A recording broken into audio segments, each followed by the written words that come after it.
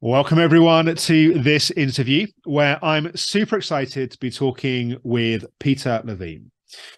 Peter Levine, as many of you will be aware, is one of the real founding fathers of our understanding of trauma, not just understanding what it is, but really some of the most powerful pathways to healing trauma. And I'll give Peter's full introduction in a minute, but I think this is a really interesting and quite personal interview exploring some of the key pieces that support self-regulation. And we'll go through it both from the perspective of skillful parenting, but also particularly what that means, skillful parenting of ourselves and how we support navigating our own inner healing journey. And I'm going to start off by asking Peter a question that I know a lot of people wonder about how many layers are there to the onion, or how deep, mixing my metaphors, but how deep does the rabbit hole of trauma healing go? So this is a really, I think, important interview to watch. Just to give Peter's full background, Peter Levine is the developer of Somatic Experiencing, a naturalistic and neurobiological approach to healing trauma. He holds doctorates in both biophysics and psychology. He is the founder and president of the Ergos Institute for Somatic Education and the founder and advisor for Somatic Experiencing International. Dr. Levine is the author of several best-selling books on trauma, including the particularly well-known Waking the Tiger, Healing Trauma, published in over 29 languages. I think actually Peter says in the interview, I think it's 31 languages now. He has received Lifetime Achievement Awards from Psychotherapy Networker and from the US Association for Body-Oriented Psychotherapy. He continues to teach trauma healing workshops internationally. So, Peter, welcome. Thank you so much for making some time to join me. I really appreciate it. Oh, gladly. So, I feel like a good starting point for this conversation is that I think sometimes people that have been doing their trauma healing work for a while, and it can feel a little bit like layers of an onion. They feel like something's moved, they've had a shift with something, and then just as they have that moment of a sense of progress, they hit the next layer or the next piece, and it can sometimes feel like, I'm mixing my metaphors here, but how deep does the rabbit hole go, or how many layers are there to the onion, and do they need to work through all of those? And I'm sort of curious as to what are your thoughts where it feels like it's just an endless path of more material? Right. Actually, this is a really important question that you're asking. It's really a deep question. I think it underlies not just trauma therapy, but therapy and healing in general. The question, okay, is it one onion layer after another, after another, after another? And the supposition is that it's kind of the unpeeling of one trauma and another and another and another. And sometimes things look like that.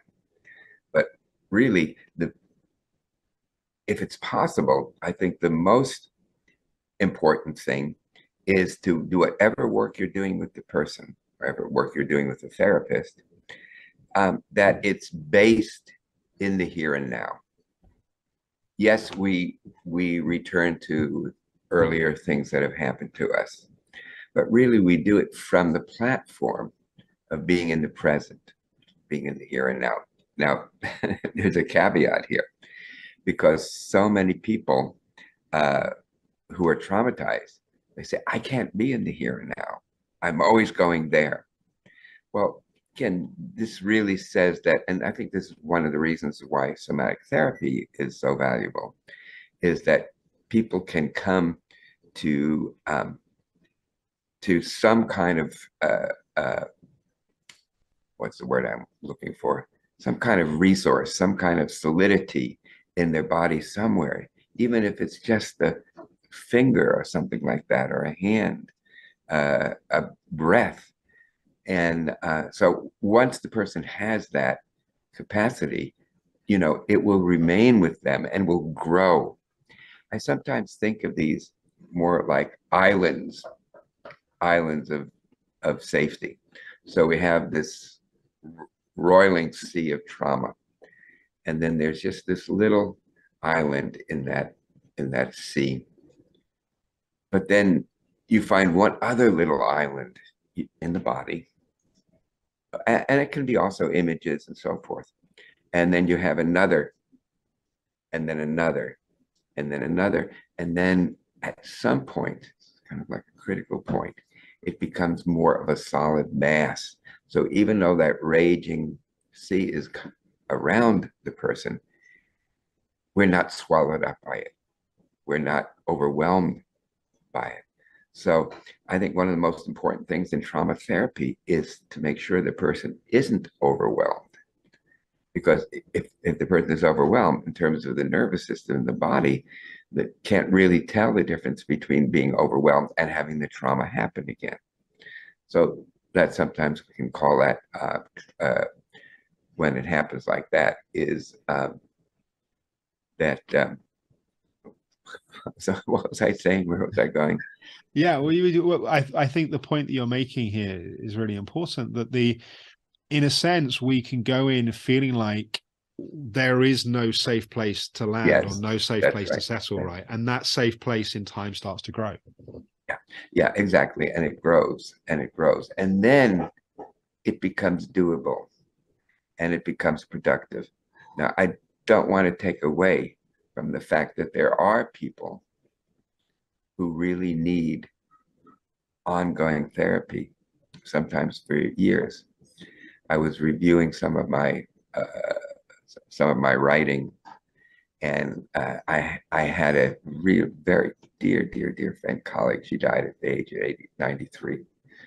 And, she worked with some of her children, really psychotic children, schizophrenic children, autistic kids. And sometimes she would work for years. And that's what it took. And that's what it took. But she did that often through play and with really allowing her presence to be there and to not shy away from whatever comes up. And all of these things are true. And if we bring in the body in this productive way, as a way of anchoring our experiences and having some connection with the here and now, then trauma therapy becomes much more, sometimes clients have said, I feel like I'm doing what I really want to be doing, what I need to be doing. And, I want you to be my guide. They might not say it in exactly those words, but that is what they're saying.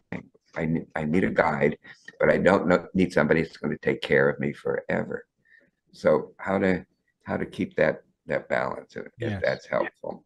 Yes, although of course one of the other places people can find themselves is someone comes to doing trauma work because clearly their life isn't working, but then they start, and then it can feel a little bit like opening a can of worms, and suddenly it feels like life's gone from bad to worse. And I think that can be a critical moment where there can be a tendency of people to stop, and having the right framing and the right, almost going in, recognizing that there can be those challenging steps is important, I think. Yeah, a can of worms and Pandora's box. Yes. These are things that do show up from time to time. And sometimes you really need to be more like a social worker to really help people take what they've gained in therapy and then how they can play that out in the world so that the life starts to begin to work. So I think in some ways, trauma therapy for the future is usually more important than trauma therapy for the past. I really believe that. And again, it's how much of this and how much of that, how much really is about working with their trauma, how much of it is starting to help them realize, maybe even taking their hand, that they can get something out of life that they really want. Yeah. And that's a really interesting thing you just say, that trauma therapy for the future can be more important than trauma therapy for the past, because I think one of the tendencies can happen is that because the things that have wounded us and impacted us and shaped us are in the past, so much of the fixation can be, I need to heal this thing in the past to be able to be free in my life now. I'd love you to say more about that trauma therapy for the future, and that perhaps change in orientation towards the future. Sure. I mean, one of the things I guess I would say is that that people can learn to become more resilient. And again, I think that's another key word here, is resilience. Again, of helping people starting to develop some of those skills. And if you think about it, when an infant is with a caregiver, a parent, a mother, you know, the baby's nervous system isn't able to regulate itself. It needs that. I'm just using the idea of the mother. It needs the mother there to hold, to rock, to soothe, to make contact, to play, to fall in love. And so then over time, if it's a decent nurturing situation, the growing child, the developing child, learns to do some of those things by itself. So in somatic experiencing, a lot of it is about regulating. I mean, it really is about helping people regulate their arousal states. And if they're too shut down, how to bring the shutdown up into a more middle range. But once a client learns that, once a patient learns that, and they're able to begin to do that on their own, then they're much more, they're self-empowered. You know, again, they use the therapist. And I mean, I'm absolutely thrilled when a client, I mean, I'm not really seeing clients now, but when a client would say to me, "You're fired." Your aspiration is to get fired by your clients. I love exactly, it. exactly. Right. And you know, and if they don't say it, I may say something like, "I think that's really great. I think you're really on the right track with that." And just know if something happens along the way, you can always give a call, and we can set something up. So it really, I mean, again, part of this is that we don't want to have people become autonomous until they're ready to become autonomous, because sometimes not being autonomous can be a defense mechanism. But anyhow, when it happens in an organic way, when it comes out of the person being able to begin to regulate themselves on their own, and you know, we always need other people. You know, in my book, in an unspoken voice, my second book, I describe a situation that happened with myself, where I was walking across a crosswalk to go to my favorite restaurant, and there was a truck by the stop sign, and so a teenage driver didn't see me, and she went right through, and then she hit me at about miles per hour, right? You do miles per hour. you can do kilometers an hour for the States. 25 miles an hour. Yeah. And you know, I was thrown up against the windshield and then thrown out and into the road. And there I was, you know, in a limp body. And I literally, well, I didn't say literally, it was as though, no, I was out of my body.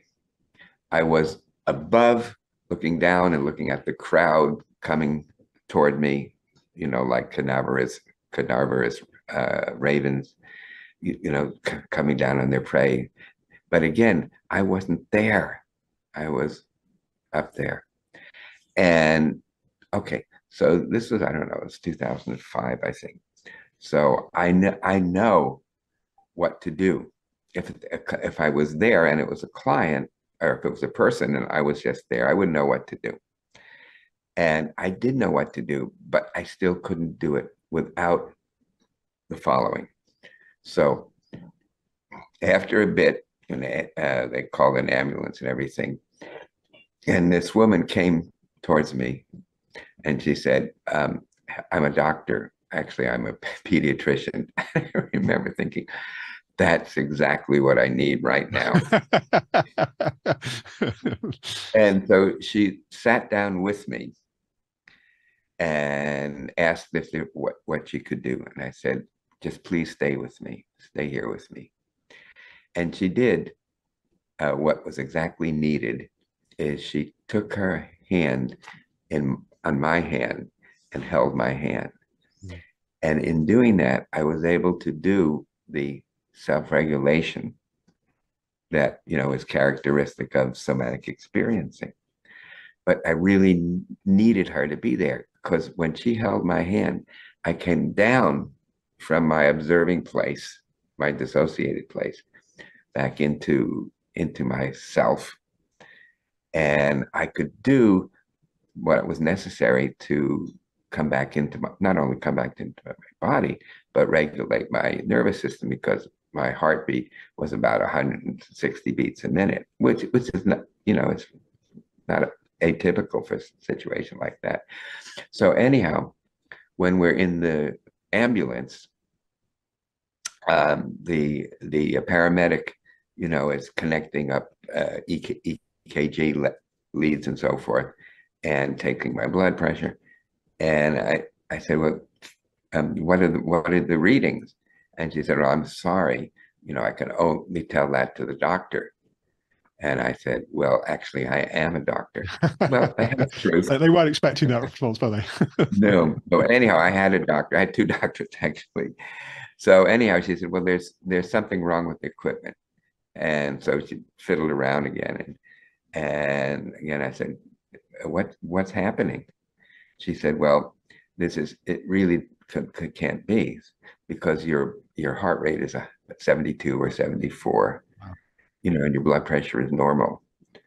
So can you help me to know what happened? And I never miss an opportunity to proselytize. I'm like, I don't know if you have the story of Johnny Appleseed, who plants these seeds all over around the country. Yeah. So I'm sometimes a little bit like that. But again, without the woman there, I don't know if I would have been able to do that. I really, really honestly don't. I mean, as much as I know, I really needed that other to be there. And in a way, I actually, some, people often send me, books to see if, ask me for an endorsement or something like that. And I thumbed through one of these books, and there was this really interesting quote. And I thought, this is completely right on. This person really has gotten it. And then I noticed there was a quote from In an Unspoken Voice. And the quote was something like this: trauma is not just what happened to us, but it's what we hold inside in the absence of the empathetic, present, connected other. Beautiful. And there is a Motown song. It goes something like, it takes one to stand in the dark alone. It takes two to let the light shine through. So we really, I mean, our nervous systems need others, and in a sense, not just that way, but in a sense, the way the infant needs the other, Yes. we do that, and that is through our lives. And that's, of course, that's another thing that comes up frequently, because when traumatized people, try to get in a relationship or have been in a relationship, it's very different, because they may be triggered. Often people who have trauma attract other people who have trauma. No, not Brian, rocket science there. So what happens when you activate each other? So when I did work with couples, I would work with them, and sometimes I would work with one person at a time, so they could really see what their mate was dealing with, their partner was dealing with, and then to get to a place where they can be less reactive. They can be for the other, and the other can be there for them. And I think that's a really important point, because otherwise people just will, re-traumatize each other. There's an expression, I don't know where it comes from, like probably from the 12 steps, but it hurt people. Yeah. And if we don't really give people the tools, that's what's going to happen. So again, if you're just working on trauma, but you're not really working with how trauma is playing out in your relationships, then you're going to wind up, you know, struggling more than it's necessary. Yes.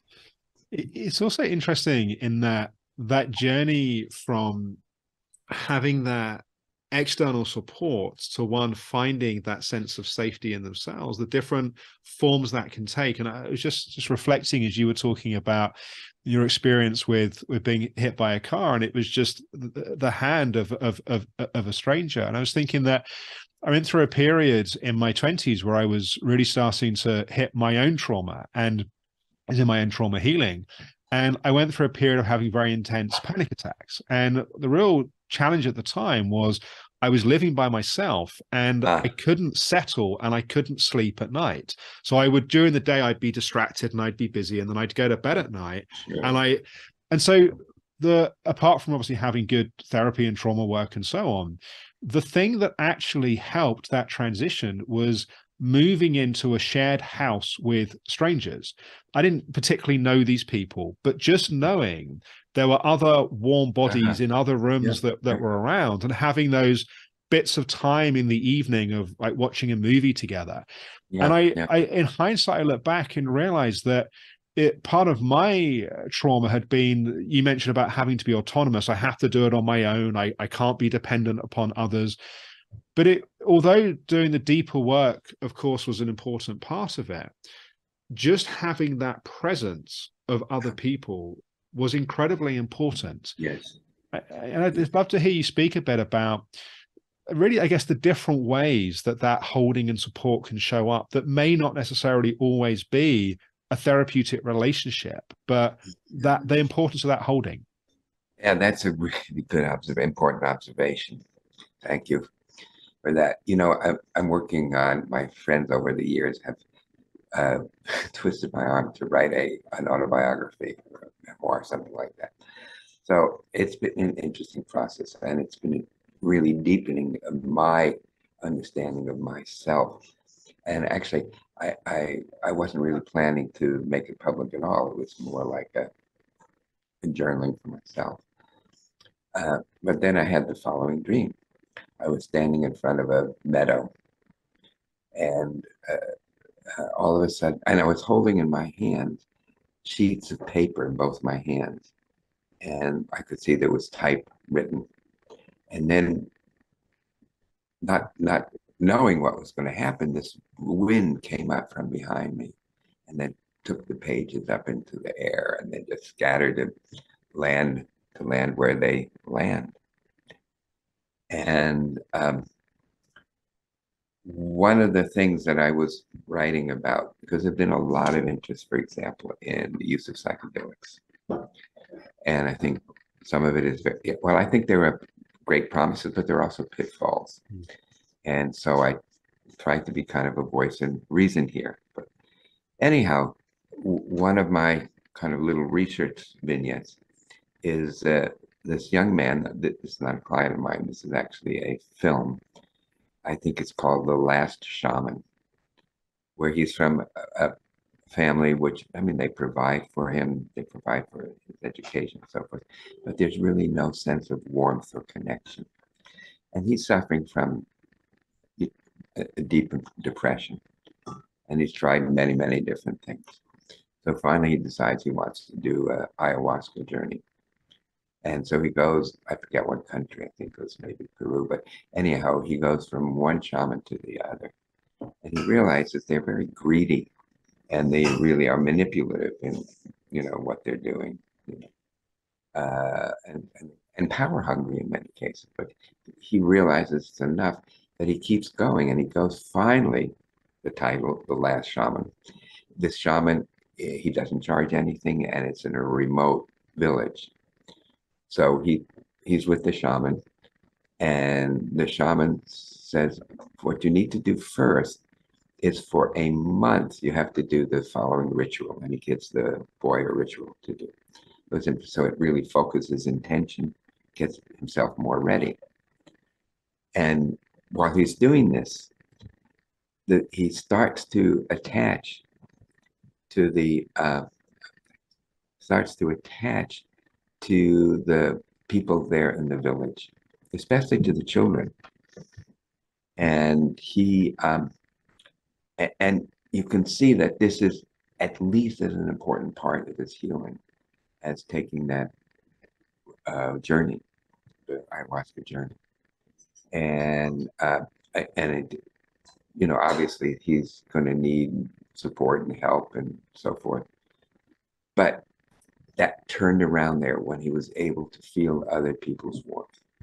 And this is a little different than what you're describing, because you're describing a group, of people who are not necessarily really warm, but we all carry warmth within us, inside of us. So anyhow, getting back to your example, I think that's true. We're not meant to live alone. We really aren't. I mean, solitude, for me, solitude is important. So there are times when, I really desire that. But then I know I have people that I can make contact with and can go and do something together, that kind of thing. So we can pretend that we don't need others, but we pretend. It's not reality. Yeah, it's not reality. Yeah. But there is something about that journey of, because what I realize in some ways in that instance, that it was a kind of almost like a merged support, like it was a kind of finding a support externally that allowed something to settle internally. Yes. But then in time, it was like a scaffolding. Like I didn't need, it wasn't that I didn't need contact with others. I did, but not in that dependent way somehow, where Yes. it was necessary for kind of day-to-day emotional equanimity in a sense. And so Yeah. I'm curious as to that. Really, I guess that, because what triggered my thought around it was also when you were talking about the role of the therapist and almost the celebration of firing the therapist, where one no longer needs that external holding and contacts and safety, because one's inner safety has been cultivated to a certain point. Yeah. And again, you see that with young children, with babies, where they really grow and they want independence. They really want to make that transition from oneness to separation.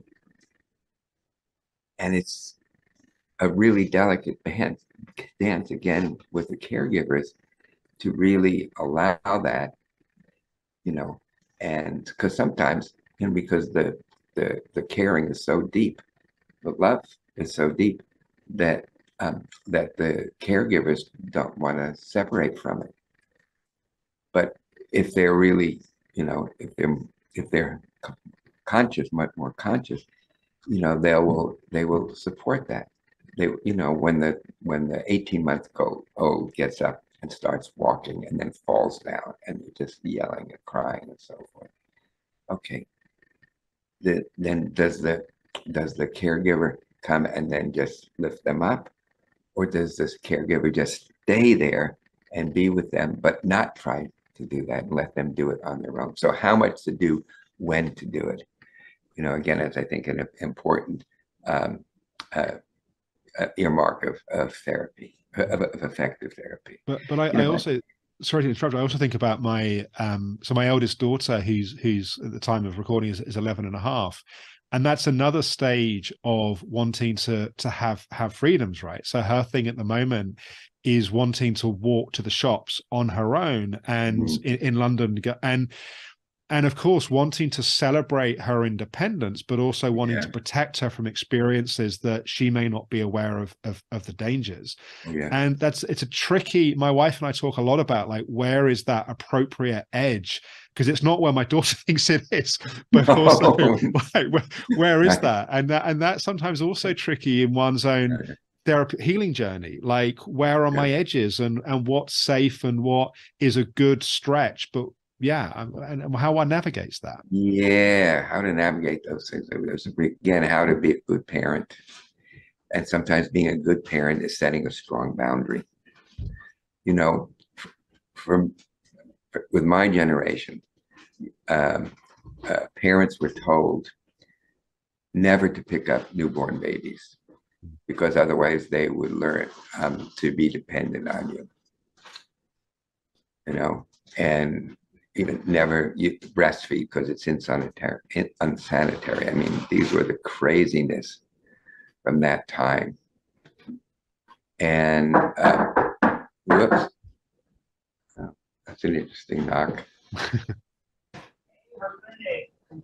Oh, I don't know who it is. Yeah. So anyhow, oh yeah. So really, where to be firm, where to say no. Oh yes, I was talking about my generation. Yeah. It was the kind of thing like you don't want your babies to become dependent on you. Well, guess what they are. But then as I see us now in these other generations, the parents are not really able to set boundaries. An 18-month-old, 2-year-old can just kill themselves in the house. They put their hands in the electric socket, or they pull something hot from the stove. I mean, there's real danger. So you have to be able to say no, but also to let them know that they're loved. No, you can't do this.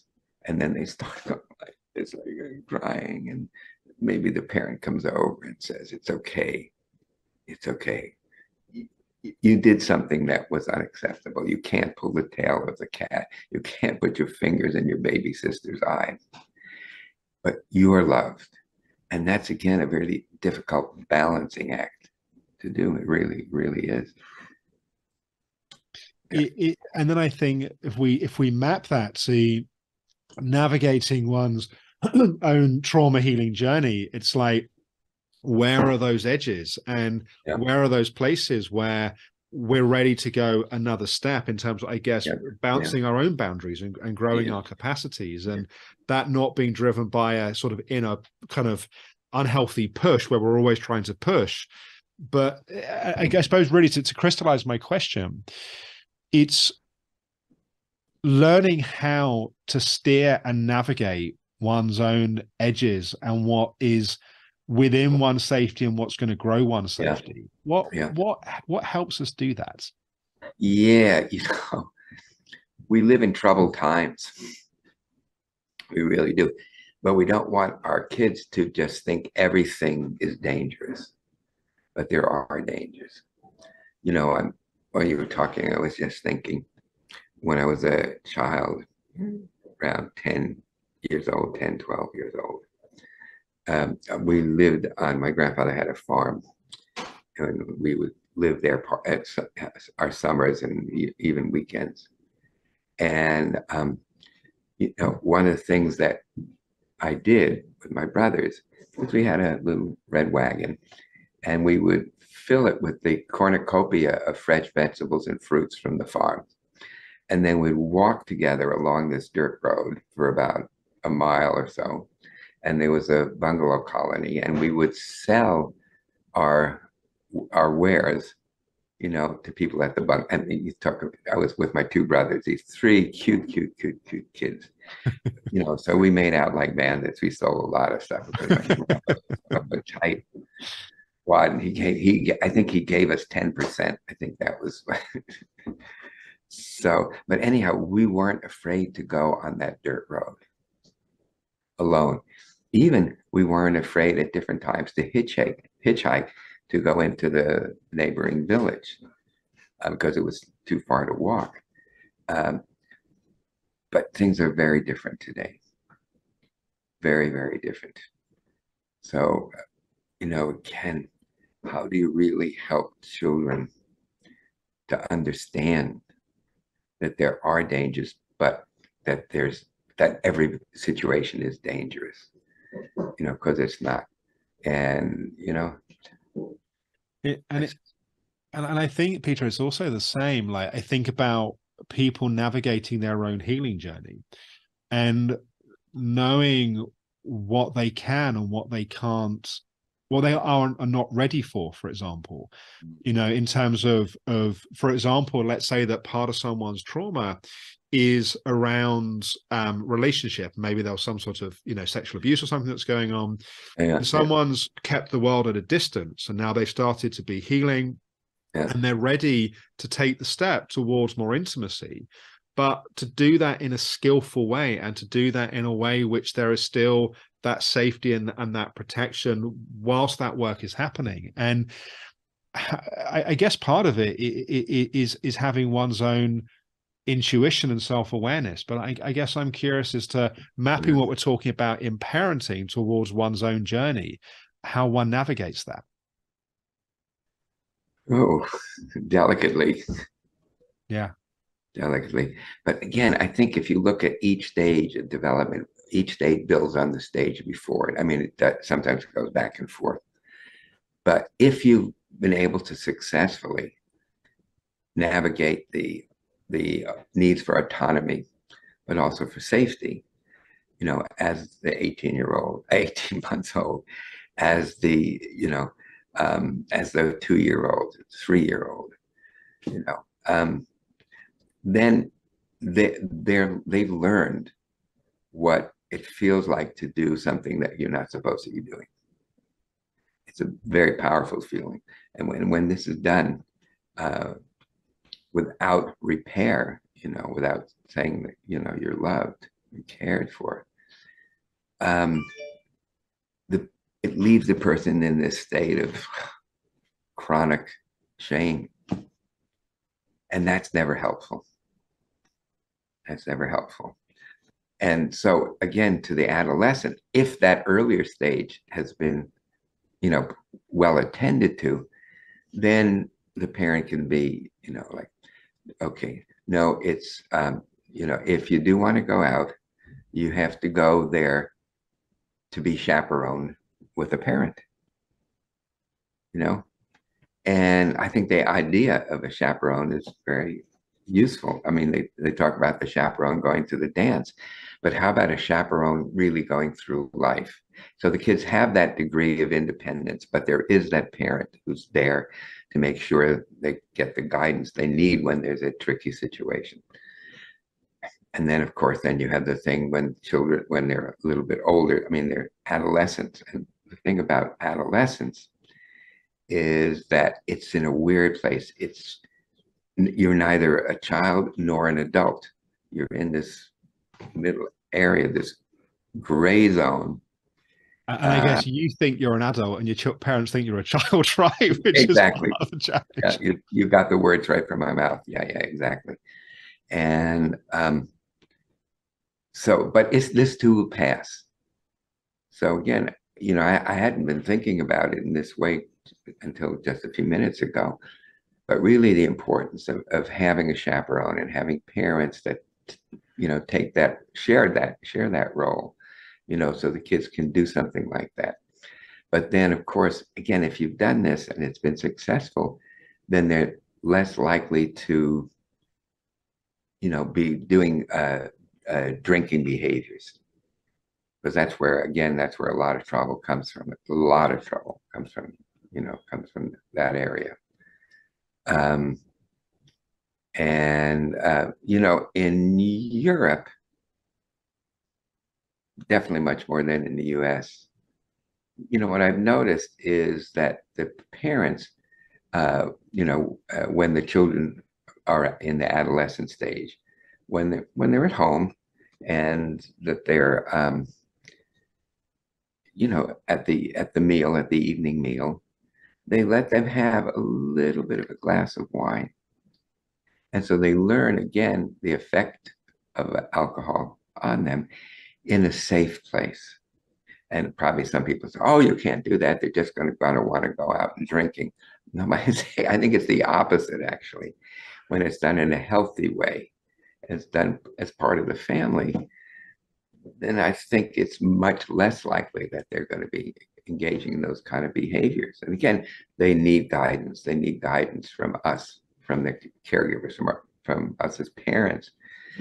It's really so important. And that's a relationship, that's going to be there. And then, those are the kids that they're in college or whatever there is, and something happens and they call up their parents and they just hear the mother's voice or something like that. And all of a sudden they feel better, Yeah. And they have this person that they can reflect with. And I guess, of course, for many people, part of the reason why there's trauma is that they didn't have that holding and guiding support in their lives. And so again, I'm hearing what you're saying is part of it is, of course, a therapist can be a conduit towards that, but it's also learning how to have that relationship with ourselves, right? I guess that's a skill that we develop, right? And that's part of the fruition of that learning to self-regulate, is learning to know what we need, when, how and why, and so on. Right. And to know situations that could be dangerous or not just are unhealthy. So I think we're really saying the same thing in a way, about, again, how important it is to regulate and to track our children's development. Yeah. And it's, it's a full-time job. Truly it is. And, when you see good parenting, you know it. And you learn from it. You learn from it, from all of these different stages and epochs in the person's development and how they are in the world, and to also know that each and every child is unique and they're not extensions of us, as much as we might believe that, but they really have their own. It's like, in a way, they even come into this world in a new way, and they will become the toddlers and the 5 years old and the pre-adolescents and the adolescents. They will find their way to find their own authenticity. I think if parents can celebrate that, and to know that the child is not just a replica of them, is not a clone of them, but they're their unique individual, a unique spirit, a unique soul, and that's exciting. To be able to celebrate that and celebrate it with your child, I think is just great. Yeah. And I also want to just get back to something you said earlier, again, tracking this both in child development, but also in adult development in one's relationship with oneself, that you said something I thought was really interesting when you talked about, in a sense, for your generation as children, there was an absence of, I'm slightly paraphrasing your words here, but in a sense, an absence of safety because of the absence of physical holding and breastfeeding and so on. But in some ways, I would argue for my generation, or certainly for a generation that came after, more safety, maybe not always enough safety, but in a sense, an absence of the boundaries and an absence of the edges and an absence of the no, and an absence also of the yes, go and, go for it, that you've got what it takes to go for it. That in terms of our own trauma healing journey, that we need that to build that safety, but we also need to have those boundaries with ourselves and with others, right? Yeah. Again, what you'll often see is those epochs kind of replay themselves in the therapeutic setting. So you're with a client and you're beginning to help them learn how to, first to co-regulate and then to self-regulate. And then everything's going beautifully. And then all of a sudden something happens and it's just not happening anymore. And I think often that's when the child is pushing back. You see that in some degree, even with a 9-month-old, let's again, just for the sake of discussion, say it's the mother. She's holding the baby. And then all of a sudden, the baby just turns away. And what the baby is saying is, I've had enough of this. And you have to, again, allow it. So, I'm also thinking about, quote, inner child work, because we do, in many cases, have to kind of give our hands, our adult hands, our outstretched hands, to that child that was neglected or abused, was traumatized. We just have to be able to learn how to do that. But we also need to help people find not just their inner child, but their inner adult, and to support the growth of that adult. But to know which is which and when is when. That's the beautiful complexity of this. Yeah. I feel like there's a whole new rabbit hole here, but I'm mindful of time, Peter. So I'm gonna resist my temptation to go down that and just ask you, because there's so many places people can go deeper into your work. For people that want to find out more, we'll obviously have your website up on screen in here, but I don't know if you want to speak to, particularly in the context of our conversation here, some of the resources, either in terms of your books or online courses, that would be good next steps for people. Yeah. I think you even said something about, about trauma as sometimes plays as physical symptoms, which is absolutely true. And I've just finished, and it was released, I think it'll be re-released, a program with Sounds True. They're really good, they produce some really good material. They're really a good company, a good organization.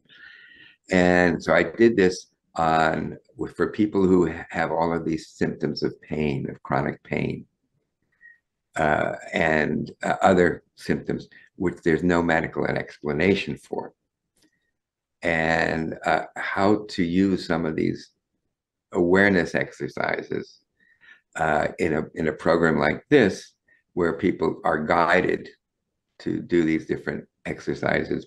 I don't even call them exercises. I kind of call them awareness sizes. You can do it, but the trick is doing it with awareness. So again, because we're talking about tens of millions, probably, well, worldwide, hundreds of millions of people with these kind of physical symptoms, but really with no place to go. So that was the motivation in doing that program with the Sounds True.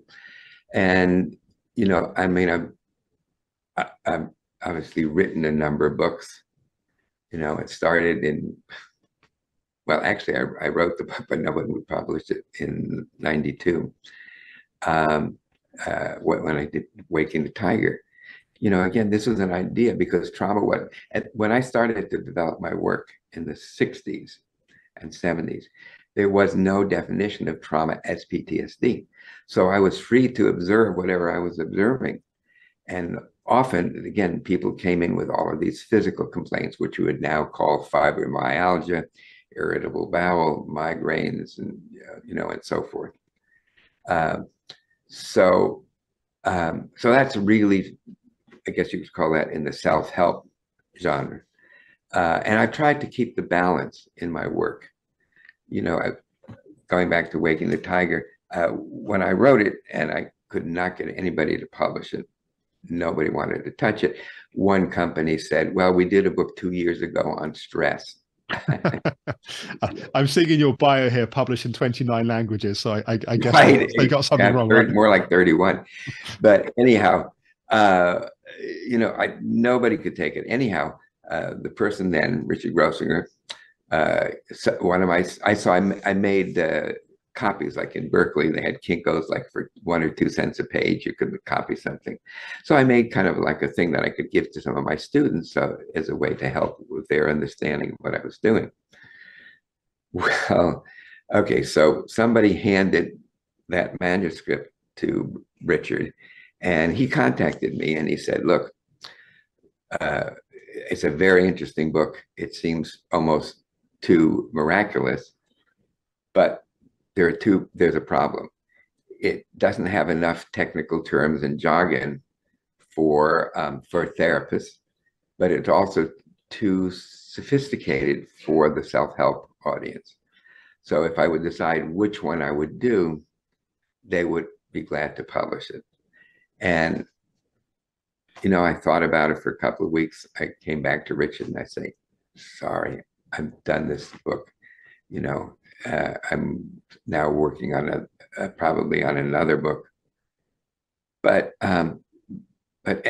So anyhow, the long story shortened is I self-published it and they distributed it. And so again, it became a bestseller because it was the right time. And in a way, the definition of trauma and PTSD, I think, in some ways interferes with our understanding about how trauma gets lodged in the body and how it's essential to work with the body for the healing of trauma. And I mean, I think that's something I'm deeply committed to, and in teaching, that it's absolutely essential to bring the body in. 3 years ago, I think I got a Lifetime Achievement Award from Psychotherapy Network. And so they did they have a magazine, a 4 times a year magazine. So the magazine, when I was going to get the award, had a picture of a person. And it was like, one of these puzzles where you have a lot of pieces together. And one piece was missing. And the byline was the missing piece, the body is the missing piece. So I think at this point, I mean, there's still people who are resisting. Oh, and one of the things, I'm going to step in here again with my proselytizing. One of the things about somatic experiencing, it really helps people do better what they do, to do how they do what they do. And so, we've trained people all the way from body psychotherapists to a very cognitive oriented therapist. And each of them uses what they learn in a different way. And I think that's one of the things that I really supported of somatic experiencing, the way it was taught. It was not just to be taught to one specific profession or healing entity, but to many others. And I think that's one of the reasons why it's now taught in 44 countries, just for that reason. And so this piece, again, once we can recognize it, and again, in some of my books, I give different exercises to awaken the body, to bring in the body as resource, as healer. Again, that's the name of that. Sounds true. Body as healer. Then we're really contacting, I think, the deepest resource and the deepest stepping stone for moving both backward in time. Yes, we do that sometimes, but especially moving forward in time. Being aware of our relationships and being able to heal the relationships. I recently did a talk with Sue Johnson. She does really, really good couples work. Actually, if people want, it's a free thing from YouTube. I think it's called Ray Story, R-A-Y, possibly S Story, Somatic Experiencing, Peter Levine. And he was a Marine in Afghanistan and Iraq, and he was blown up by 2 of these explosive devices. I was unable to speak or to walk. One of the things we uncover is that his best friend died in his arms. But then really what we need to do, I think Ray, Melissa just put up the link to that. Oh, thank you. That's great. So I just sort of read it. So it's somaticexperiencing.com/Rays, R-A-Y-S -story. Yeah, exactly. And so we go from working where he's completely disabled to working with him in the context of his family. Because again, with military people, with vets, it's a real deep bond that they have. So the question is, how can you help them transfer that bond to your actual family? So it goes through that whole arc, and it's I think it's about 20, less than 25 minutes. So again, I think is a good introduction in a way to the use of somatic experiencing with our wounded warriors. Yeah, no, that's fantastic. Just to remind people, it's somaticexperiencing.com/rays, RAYS -story. Peter, thank you so much for your time and generosity today. I really appreciate it. Okay, yeah. I mean, I just hope it's of use to people, and I know Melissa's been trying to get me to come by your way. Thank you, Peter.